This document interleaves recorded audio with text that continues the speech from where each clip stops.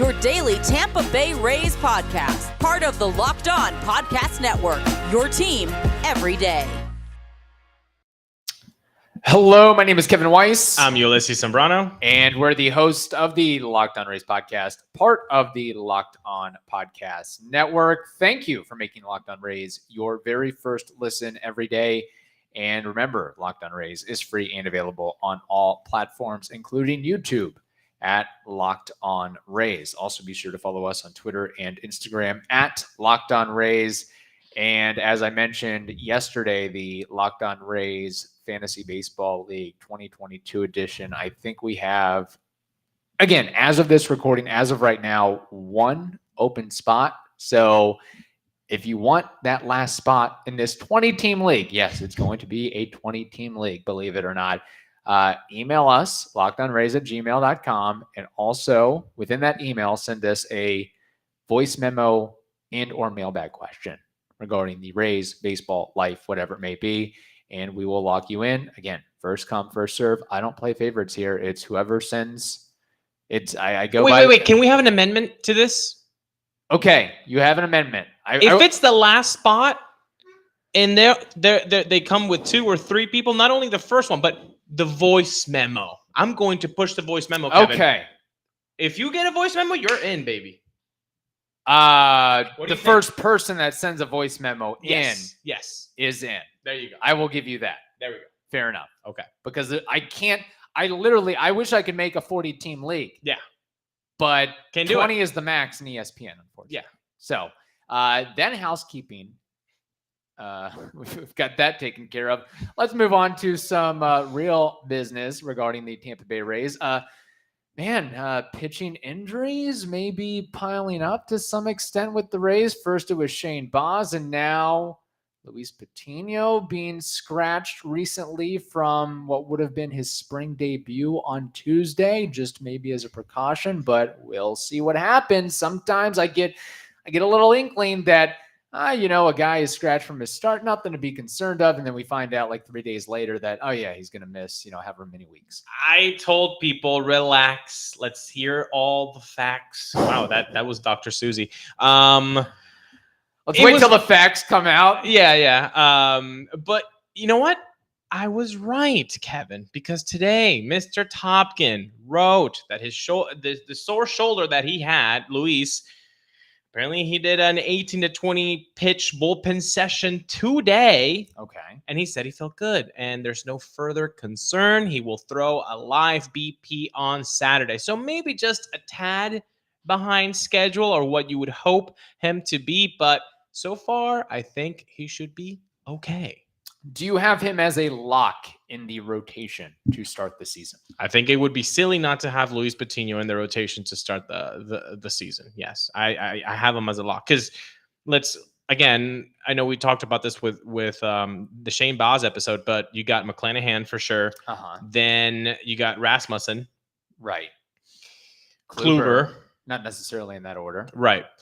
Then you have to have Patiño because fifth, I'm looking for Ryan Yarbrough to be that guy. Okay. Yeah, because Shane's no longer available. So that's how I see it. 4 Patiño, 5 Yarbrough. I'm sure that depending on the matchups, maybe Yarbrough comes 3rd or 4th and they mix and match. But that's my 5 right now. I don't know if you agree with that 5.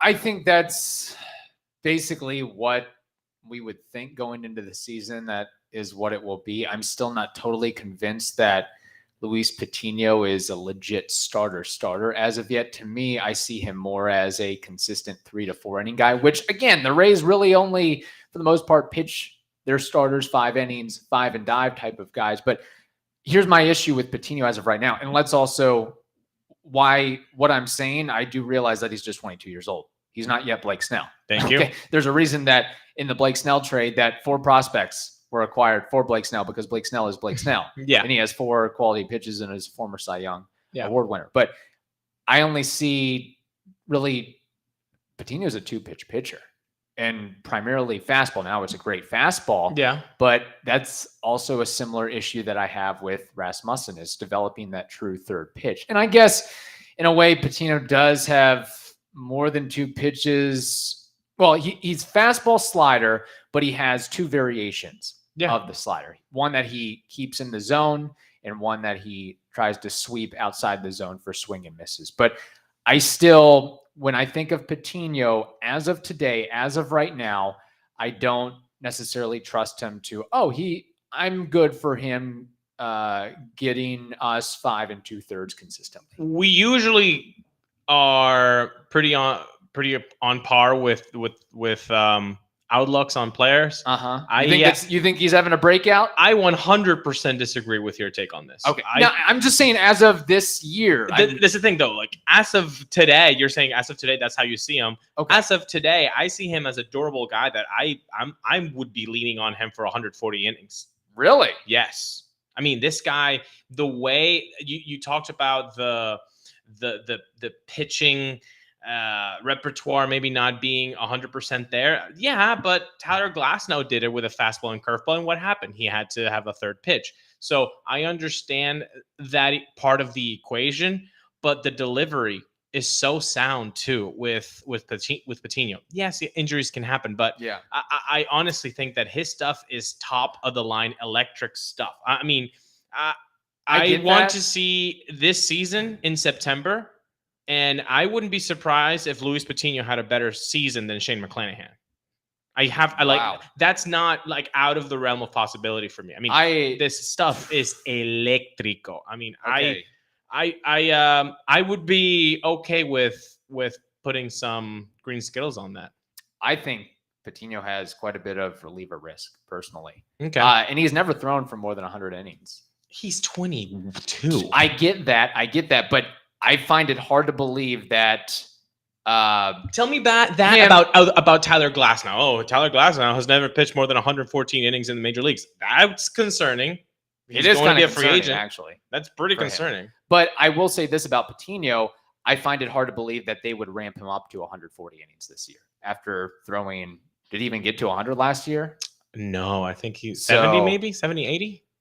Now I know he pitched in the minor leagues too, but still, even that, I'm doing a quick search right here. I think he had 77 innings in the bigs and then 29 in the minors. And let's remember, 2020, he threw a total of 17 innings. Okay, so I think last year 102 total. That's why I think that a combination of, maybe I didn't clarify my point here, that a combination of the Rays being somewhat careful with Patiño and also him not having the consistent ability to go deep into games. I see him a lot of times. All right, man, pitch counts up.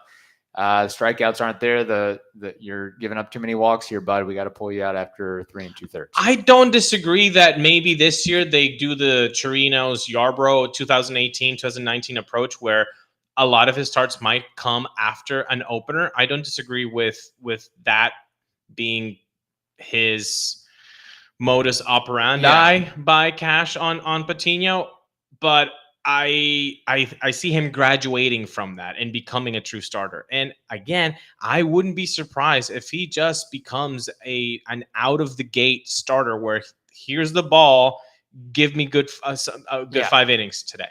And again, I'm just looking at based on what he did last year. He very well could have used his time very significantly this offseason and really honed in on that 3rd and 4th pitch. So again, I'm just kind of looking based off last year. What I do appreciate about Patiño is the fact that when his arm wasn't feeling right, he had the wherewithal to go to the coaching staff and the training staff and say, you know what, I need to get this checked out. I need to get this looked at. Don't Nick Anderson this thing where you're like, no, I'm tough. I can keep going. No, something's feeling a little funny. Let me get ahead of it before it becomes a bigger issue. Just like Shane Baz, young guys, but they spoke up. Yeah. They spoke up and good for them. And that's exactly what you expect from these guys that will probably be part of your rotation, hopefully, for the next 4 or 5 years. So you think Patiño gets 100+ innings? Yes, this year with the 100%. Rays? Yeah, I mean, if in the regular season, if they gave him 77 when he was 21 years old and basically a rookie, like, why wouldn't they give him the ball for 100+ innings? Like, that's the progression that you need. You can't just like pigeonhole a guy like, no, you're just a 3 to 4 inning guy. You're 22. No, right. I think you give him the ball and you say, go get it.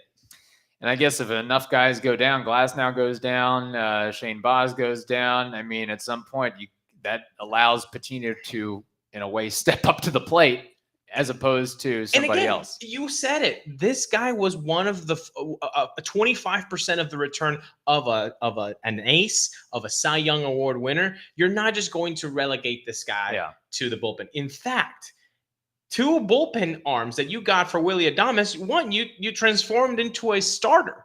So I wouldn't see the race just being like, no, Patiño's a 3 to 4 inning guy. No, he's going to be a starter, and I think a very successful one. I just wonder if Jalen Beeks comes on the heels a little bit. Yanni Chirinos when he gets healthy, if and when he gets healthy. You need the depth. Yes, you need the depth. And I think that's good. And honestly, competition is always going to be good. That is true. So there it is on Luis Patiño. So, and hopefully that's not the death knell from Topkin where he says, oh yeah, he's going to be fine. He's going to, pitch on time. And then something happens, 8 pitches into his scheduled start or whatever. But anyway, we don't need any more pitching injuries as of right now. And the Rays certainly have had their history and fair share because it seems like when one goes down, they all go down. Like, oh, we can weather the storm with this guy. And then 3 weeks later, it's like 6 guys have gone down. What the hell happened? Right. What is going on? Yeah. Anyway, it is that time of year again as college basketball's tournament is finally upon us. From all the latest odds, contests, and player props, BetOnline.net is the number one source for all your sports betting needs and info. BetOnline remains the best spot for all your sports scores, podcasts, and news this season. So head over to their website today or use that mobile device of yours to learn more about the trends and action. Bet Online, it is where the game starts. All right, Ulises, something else we may disagree on here, the old ghost runner rule, or as I've recently heard, the zombie runner rule. Right. Some reporters trying to get cheeky and creative with the terms there. Ooh, the zombie rule, the ghost runner rule. The Manfred runner, too. There's many synonyms for this crap. I love it. It's so bad for baseball. It's so bad. There's a lot of bad things for baseball. I would think this is kind of lower on the totem pole if we're talking about robot umpires and making the bases larger and not allowing shifts and did I say robot umpires? I mean, like, why would the robot umpire? Well, I mean, this is not the maybe the point of this segment. But I get how people say, oh, the ghost runner thing is gimmicky, but there's a whole lot of gimmicks that are being thrown into the game right now. Yeah, because like even a pitch clock is gimmicky, right? But like that one is so needed. Again, we've been going really hard on Ryan Yarbrough, but. My man, you got to throw a pitch. Throw the pitch. Throw the bleeping pitch already. You can't just have dead air for 79 seconds sometimes. And Dwayne and BA are just kind of like, oh my gosh. Yeah, you can hear Dwayne, he gets the sniffles a little bit and you can hear him breathing through his nose. My gosh. Throw the pitch. So, no, I'm okay with that. But the people that probably appreciate Yarbrough having a lot of time in between pitches is Dave Wills and Andy Freed, because that allows them to chit chat a little bit. Yeah. Oh, I bet they're fans of that. But no, going back to the ghost runner, now, man, it for me, it's what sucks is that it's so close to being a good idea, but they messed it up completely. Okay. First of all, don't do it in the 10th inning. Don't do it in the 10th inning. I've had this conversation with you. Like, at least give us at the very least, 1 inning more of regular baseball. So the 10th should just be played normally as extra inning. If I could have my cake and then eat that bad boy too, I would have a 1 time through the order. And then it becomes the Manfred runner. So if that's 3 innings, that's 3 innings. That's 2 innings, that's 2 innings. If that's 1 inning, okay. Yeah, whatever. But aren't we trying to save guys' arms and save guys for the next day and not prolong games and not have 16, 17 inning ball games? Yeah, but that's the thing. Once the 1 time through the order thing, which could happen 11th or 12th, let's say at the latest is at the 12th. So then that means, okay, in the 13th, get your Manfred runner. By the 13th inning, I'm gone. I'm sleeping. I'm done. I'm not paying attention to that stupid ball game anymore. I don't think that's most people. I think it's most people. With kids? So. Well, okay, yeah, the kids. But again, you're talking a sport that's in the summer. June, July, August. These kids have no bedtime. Yeah, but the parents have work. Well, Nobody wants to go to a sporting event and sit there for 5.5 hours or 5 hours. I have to disagree. I really do, because Then what? I feel like all we do is complain about ball games are too long. We need you're talking about the pitch clock and everything. More action. I'm okay with more action in the game, but I know that. But there'd be less action if we're going to 12, 13 innings and nothing of substance has happened.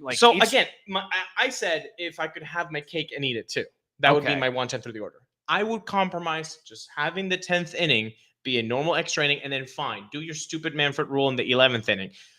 I will say this though, it's also Bush League. Not only that it starts right in the 10th, but it's also Bush League. The fact that they start at second base. What?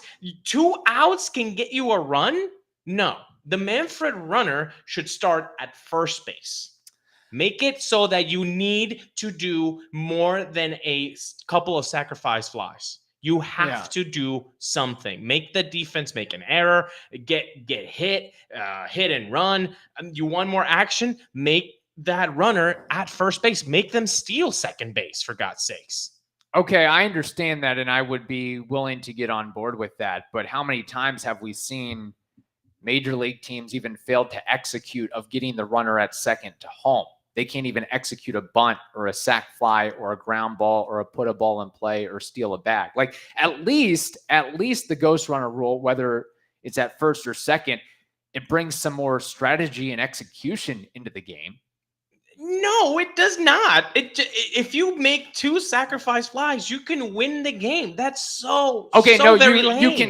you can go ahead by 1, and then the other team gets another shot to do that. Well, I'm saying right, but the winning team could win by a couple of sacrifice flies. Like we could talk. They could do that, in the 9th inning too. Sure, but that runner on second got there. Why? Because they did something, not just because they were a zombie and then they suddenly get to second base. How many? I would think it's not as easy to hit, 2 fly balls deep to the outfield with the type of relievers that teams are throwing out there. Putting the ball in play is tough enough. Fair. So let's say there's a man on second. What happens to Brandon Lau if he doesn't strike out? He'll ground out to second or a ground out to short right field. Guess where that runner in second's going? He's gonna move to third. If it's a speedy enough runner, it's the guy who was the last out. Is G-Man Choi going to third on that?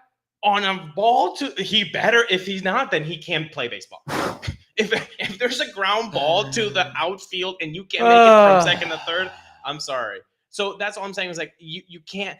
I understand you want more action in the game and you want to speed up the game and not have 17 inning affairs, whatever. Wait, would you rather just have the game end in a tie if it's tied after 9? I would think a tie is more sports.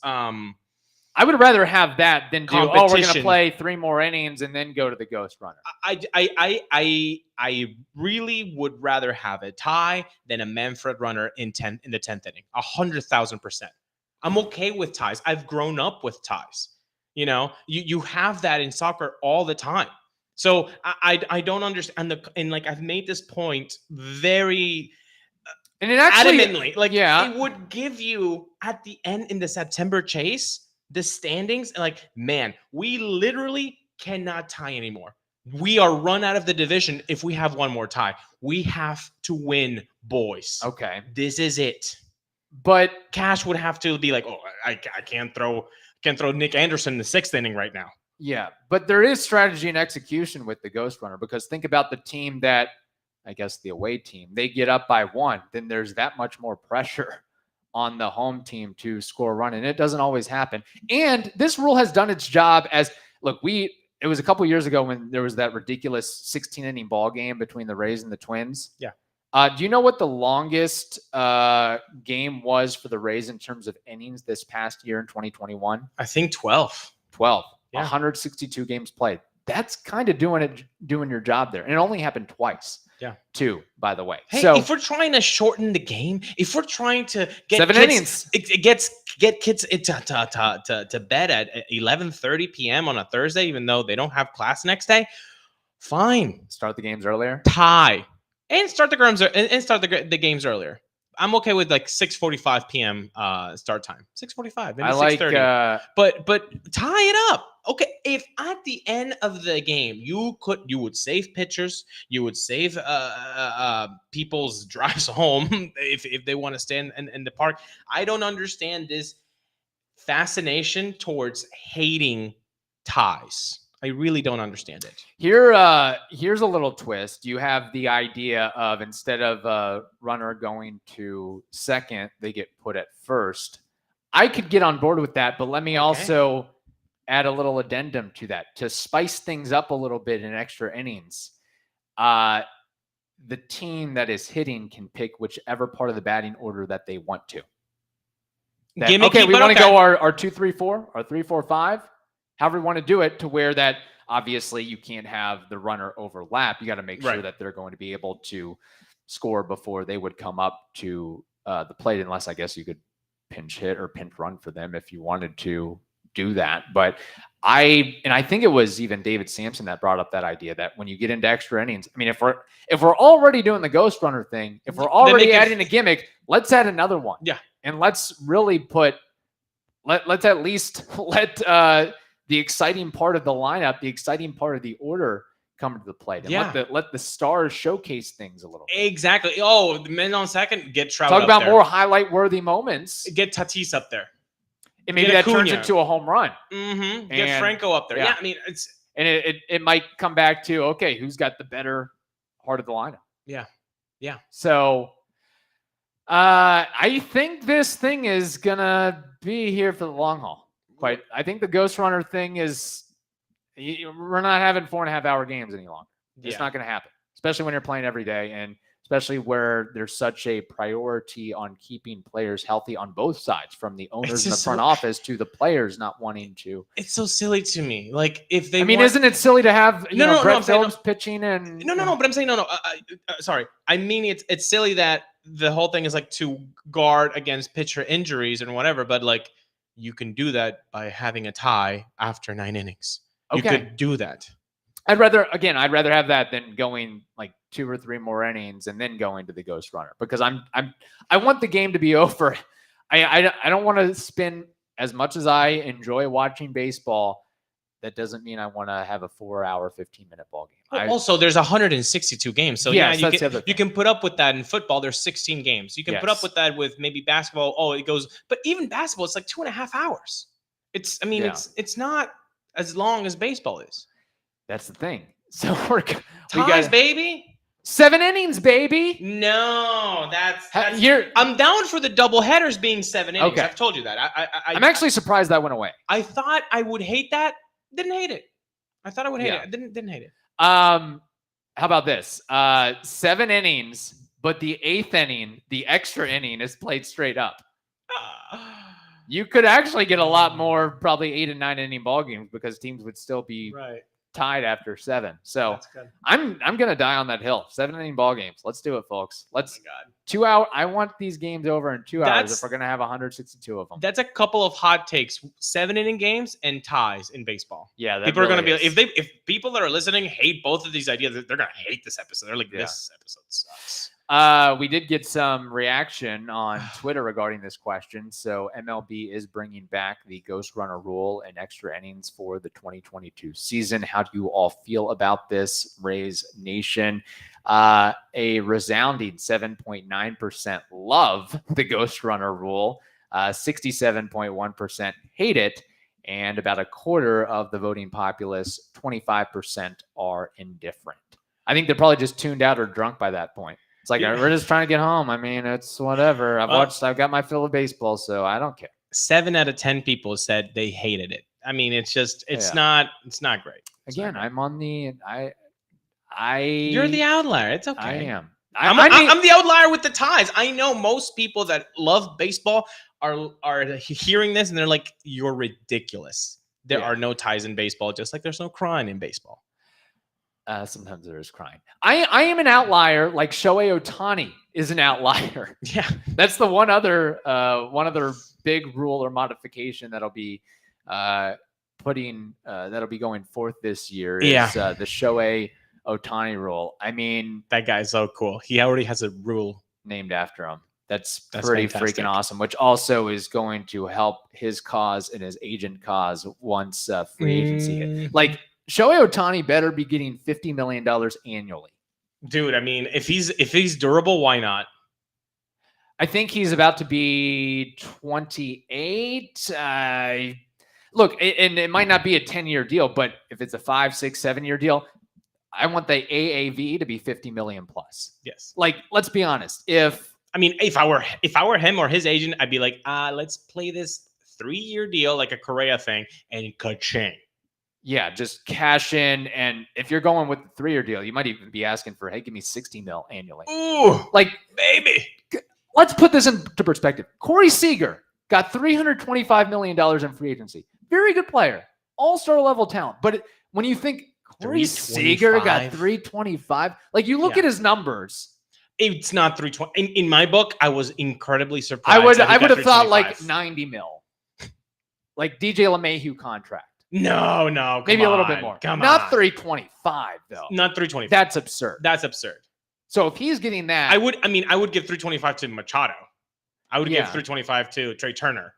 I'd give 325 to Wander. I give 325 to Wander, not Corey Seager. Yeah. Can I ask you something about spring training? Sure. Okay. So as you well know, the Rays have not won a spring training game. Oh my gosh, let's panic. Well, you know the team that usually wins the Grapefruit League or the Cactus League usually ends up finishing last in the regular season. Well, somebody wrote to me, and they're very nice. They're very, very nice. They're saying it's making me nervous that every time I've seen them in spring, they have lost. I know that these don't count, and I don't want crazy Twitter coming out for me, but I just wanted to share. I'm totally calm now. So I answered this person, who's a very nice Locked On Race listener, and you like this person. Okay. And I said, I hate seeing the Rays with a 0W. Of course I do. Right. Even if it's practice, I hate it.